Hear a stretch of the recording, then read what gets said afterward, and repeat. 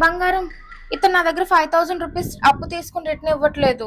5,000? నీకు ఎక్కడ 5,000 రూపీస్? అంటే అది నీ దగ్గర అప్పుడప్పుడు తిరగమరగ చేసి తీసుకున్నాను. అప్పుడు ఆ డబ్బులు నావి కదా అవుతాయి, నీవి కాదే. సరే, ఇప్పుడు ఎవరి డబ్బులు అయితే ఏంటి, మనమే కదా డబ్బులు.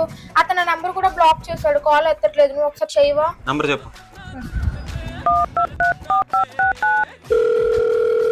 హలో హలో భయ్యా, ఏంటి మా వైఫ్ దగ్గర నుంచి 5,000 తీసుకున్నారంటగా అప్పుగా?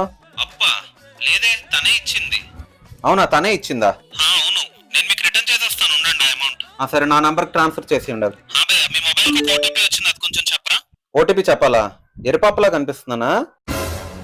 ఓటీపీ చెప్తే డబ్బులు కట్ అయిపోతాయి కదా, ఆ మాత్రం తెలీదా నాకు? అలా అయితే ఆధార్ కార్డ్ నంబర్ చెప్పండి.